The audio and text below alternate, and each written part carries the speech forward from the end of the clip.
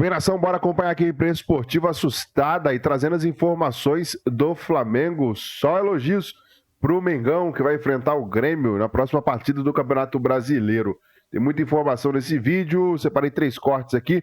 Já se inscreva, acione o sino, deixa o like. Vambora para esse vídeo. Flamengo, minha gente, porque a semana tá super movimentada para os rubro-negros, tem jogador de saída e o time tá nessa preparação aí para o Campeonato Brasileiro, não tá disputando então a Copa do Brasil, está de olho no seu próximo adversário, o Grêmio. Quem tem mais informações pra gente é o Juliano Lima. Chega mais!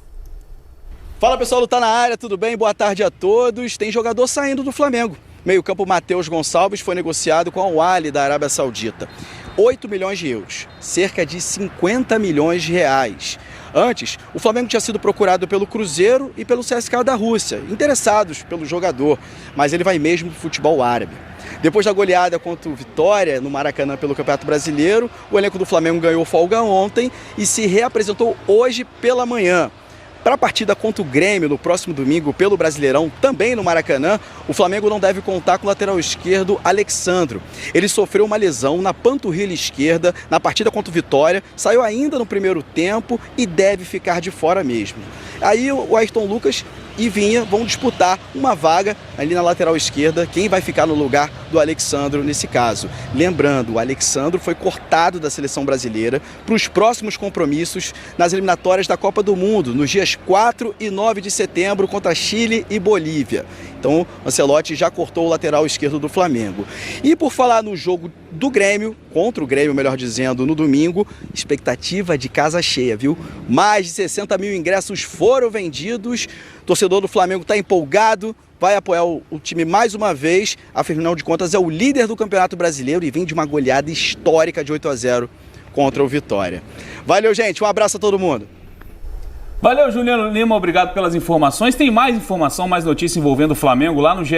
Globo, envolvendo o Bruno Henrique. O STJD marcou a data do julgamento do atacante rubro-negro para a próxima terça-feira, dia 2 de setembro. Ele que vai ser julgado por supostamente ter forçado o cartão e beneficiado apostadores em 2023. Todas as informações lá na página do Flamengo no GE. Globo.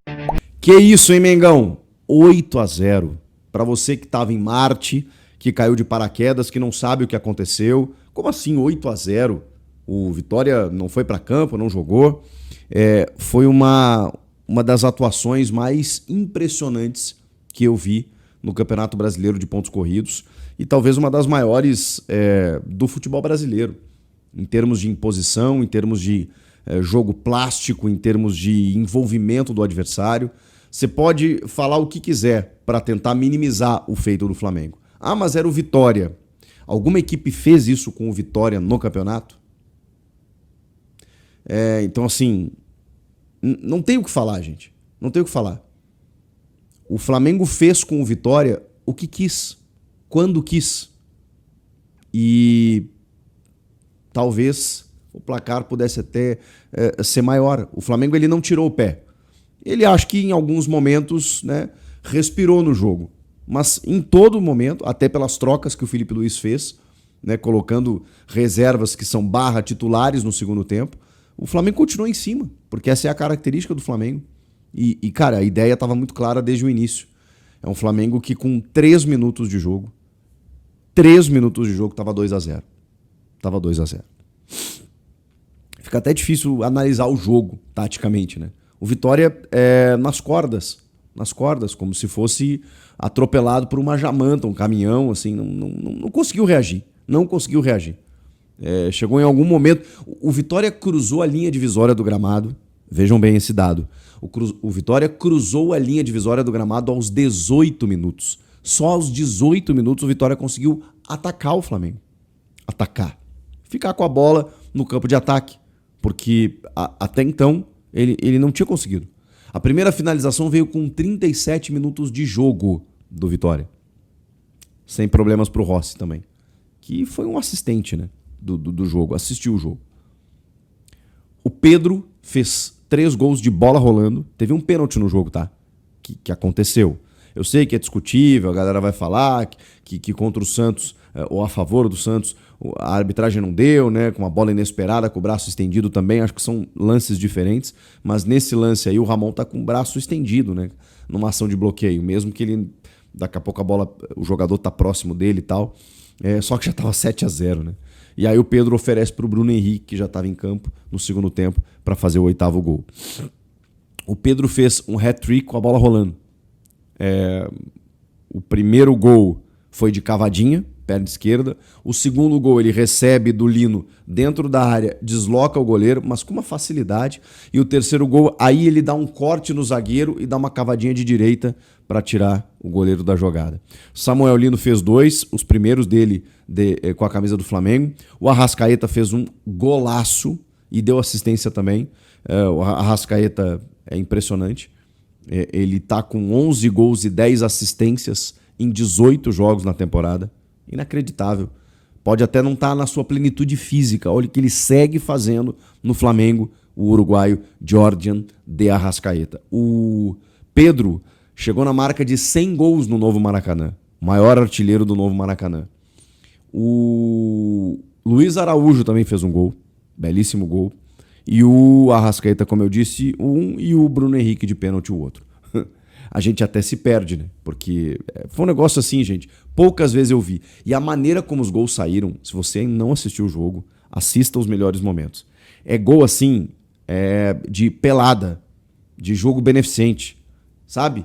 De pé em pé, toque com o peito, domina, vai, ultrapassagem. E o Vitória assim, tipo zonzo. E os caras... Próximo jogo do Flamengo é contra o Grêmio, domingo, 4 da tarde. Eu tô um pouquinho preocupado. Porque contra o Inter, que foi 6-1 em 3 jogos, eu falei, cara, o que mais me espanta é que o Flamengo ainda não tá no seu ápice. Esses caras estão chegando agora. O Saul, o Samuel Lino, esses caras ainda vão encaixar. Eu acho que começou a encaixar. E, cara, a minha única esperança é não passar por essa humilhação aí. Eu não vou aqui contar como derrota. Na verdade, conto, né? Mas eu não vou torcer por uma derrota. Porque se for 1-0, 2-0, não é que eu vá achar bom. Eu vou ficar aliviado, cara. Que loucura. Flamengo, 46 pontos. Líder isolado do Campeonato Brasileiro. Ele tem um jogo a menos ainda. Tem só 20 partidas realizadas. Mas o Palmeiras tem 19. Tem 2 a menos. E o Palmeiras tem 42. Então, assim, o Palmeiras ainda está muito na briga, porque, enfim, tem 4 pontos para tirar do Flamengo, mas um jogo a menos em relação ao Flamengo. E aí depende muito do que vai acontecer daqui para frente. Mas são equipes que nos últimos 5 jogos, eles têm exatamente a mesma coisa. 4 vitórias e um empate. Eles estão ali, um no encalço do outro. O Flamengo não está dando brecha. E o Palmeiras tá no encalço. 42 pontos porque ganhou do Sport. Aí. Da 22ª rodada, o Flamengo encara o Grêmio em casa. O Mano já falou, realmente estamos vendo uma espanholização, né? Ele tá falando nessa linha também. Tem Corinthians e Palmeiras, difícil. Tem Cruzeiro e São Paulo. E tem Mirassol e Bahia. Vamos combinar que ninguém tem vida fácil, a não ser o Flamengo com vida um pouco mais fácil, me parece. Ô, Danilo. Flamengo, pra mim, vida bem fácil. Bem fácil. Bem fácil. Grêmio no Maracanã vai ser presa fácil. Prepare-se o Grêmio. Não acho que vai ser 8, obviamente. Mas eu não consigo ver o Flamengo perdendo ponto contra o Grêmio. Bom. Consigo ver Cruzeiro perdendo ponto contra o São Paulo, consigo ver o Palmeiras perdendo ponto contra o Corinthians e consigo ver o Bahia perdendo ponto contra o Mirassol. O Flamengo contra o Grêmio não tem como. Bom, e se isso acontecer, Casão, nessa rodada, vamos combinar que o Flamengo já começa a se distanciar de todo mundo, inclusive do Palmeiras, se acontecer isso que o Danilo está falando. Por isso. Travou o Casão. Casagrande travou. Vamos colocar de volta a tela aí? Se você olhar rodada por rodada, põe lá de novo na tela para você ver. Ó. Isso.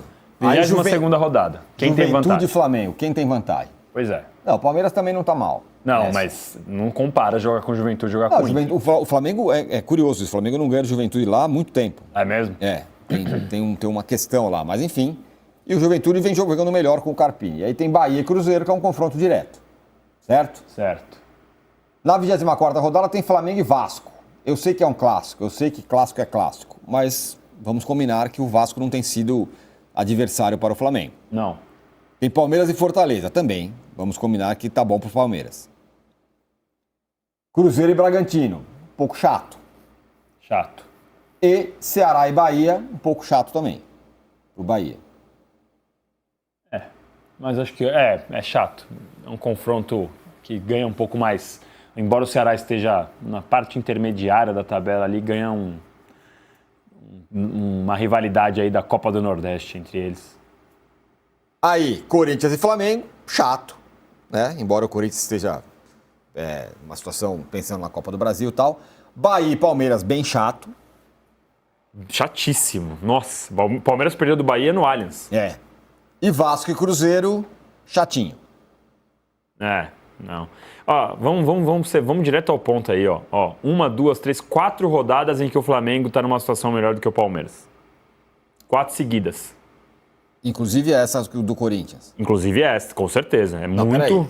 O Corinthians no Allianz. De novo, 22ª rodada. O Flamengo, muito mais tranquilo pegar o Grêmio do que o Palmeiras pegar o Corinthians. E vou focar só o Flamengo e Palmeiras, tá bom? Tá? Flamengo, muito mais fácil pegar o Grêmio. Na 23ª rodada, pra mim, embora esteja jogando fora de casa, é mais fácil pegar o Juventude do que o Palmeiras pegar o Inter. Pra mim, eu preferia. Eu já não sei. Mas tudo bem, ainda que seja perto ali. Na 24ª rodada, eu prefiro... O Flamengo tá muito superior nas últimas partidas contra o Vasco. O Fortaleza consegue criar uma dificuldade, embora eu concorde com você que também não é uma presa difícil pro Palmeiras. Mas eu acho que é mais fácil pegar o Vasco hoje do que o Fortaleza. Jura? O Fortaleza tá em penúltimo lugar, não ganha de ninguém. E aí na 25ª rodada, Bahia nem se compara com o Corinthians, certo? Ainda mais jogando fora de casa os dois, mas assim, o Bahia é muito mais time que o Corinthians. Olha, também acho equilibrado. Aí, na 26ª rodada, aí eu acho que o Palmeiras tem um trabalho mais fácil. Mas assim, são 4 rodadas pra mim que o Palmeiras tem mais dificuldade do que... Mas é curioso porque no primeiro turno também foi assim. O Casão tem até a opinião, já tá levantando aqui. Mas no primeiro turno o Palmeiras teve essas dificuldades e conseguiu vencer o Fortaleza fora, quando o Fortaleza ainda nem estava lutando pra zona de rebaixamento. Venceu o Inter fora. Não sei, eu tenho essa impressão que pelas próximas 4 rodadas o Flamengo tem vida mais fácil. O Casão voltou. Quero ouvir o Casão e quero colocar a tela de novo aí. Diga lá, Casão. Não, eu estava falando, quando caiu o negócio aqui, é o seguinte, se você fala de espanholização, não é? Hein, Tironi? Eu falo. Então, isso pode ser que modifique para baiernização. Flamengo disparar e virar o Bayern de Munique no Campeonato Brasileiro. Aquele time que de cada 10 campeonatos, 8 dispara. Um ele se complica, mas ganha, e um ele perde. Né? Pelo desenho que está se fazendo. É claro que o Palmeiras tem potencial financeiro, o Palmeiras é o Palmeiras, desde quando o Abel chegou, disputa título e vai continuar disputando. Só que eu estou vendo o Flamengo montando elenco muito superior em quantidade e qualidade do que os outros times, cara. O elenco do Flamengo é absurdo, cara. O time está jogando com Luiz Araújo, por exemplo, Plata, Bruno Henrique e Samuel Lino. Aí no segundo tempo, o Felipe Luiz põe Luiz Araújo, Pedro e Everton Cebolinha. Luiz Araújo, Pedro e Everton Cebolinha, que alguns jogos entram depois, seriam titulares em qualquer equipe do Campeonato Brasileiro. Então, o Felipe Luiz, só no ataque, ele tem dois ataques, 6 jogadores que ele pode colocar do jeito que ele quiser, pode misturar os trios, né? Que todos os 6 poderiam ser titulares em qualquer time do Brasil, do Campeonato Brasileiro. Então eu acho que se o Palmeiras não começar a contratar também alguns jogadores já prontos, que chegam prontos para jogar, não jogadores bons como ele contrata, mas muitos jovens que ainda demora um tempo para se enquadrar, para se habituar, para entrar no esquema, ou contrata, pelo menos quando contratar 5, 3, que você pega e põe, né, como Jorginho, né, como Samuel Lino, como Saúl, né, como jogadores que o Flamengo compra. O Flamengo compra jogador e põe para jogar. Não são jogadores que ficam testando. Então o elenco vai aumentando de quantidade e vai ficando super potente em qualidade. E aí o que acontece? Lá tem um trabalho muito bem feito, principalmente com o Felipe Luiz, que os jogadores que estão no banco, eles não estão irritados por estar no banco, eles estão motivados pela competição entre eles. E aí acontecem essas coisas, mete 8, com ataques diferentes, o Pedro não joga um jogo, no outro jogo entra e faz 3. Né? Aí entra o Bruno Henrique, bate o pênalti, aí o Luiz Araújo faz 1, 2. E a ante, hein? Olha só. Ana Thaís Matos cutuca o Flamengo, cobra mais futebol. Isso na semana passada. Eu quero ver o que ela vai falar agora, depois desse futebol que o Flamengo tem jogado nos últimos jogos, né? A jornalista comentou que o Flamengo ainda não apresentou o futebol esperado, considerando que tem um elenco para a temporada 2025. Ao avaliar a vitória apertada contra o Internacional no primeiro jogo das oitavas. Apertada, foi 1-0 e o Internacional quase não criou. Não levou perigo ao gol do Flamengo, né? Eu acho que esses antes querem que o Flamengo vença de 8-0 em todos os jogos, como foi agora contra o Vitória, né? Ela falou aqui o seguinte: o Flamengo é bom time, mas até aqui na temporada meio pressão baixa. Jogam contra o Inter como jogaram contra o Ceará, Atlético Mineiro. Mesmo competições e ambições diferentes. Falta uma energia, um pré-treino, uma açúcar, escreveu ela no X. Agora acho que ela está satisfeita, né? Fechou o passe dos zagueiros, quebra a saída de bola e a dinâmica do time de Felipe Luiz. Agora, então, tá bom para ela. Porque vamos ver o que ela vai falar agora, né? Tem que falar. O que achou do 8-0? O que achou da semana passada, né? Enfim, o Flamengo sobrando em campo nos últimos 2, 3 jogos aí. Nos últimos 3 jogos. Os 2 contra o Inter e o contra o Vitória.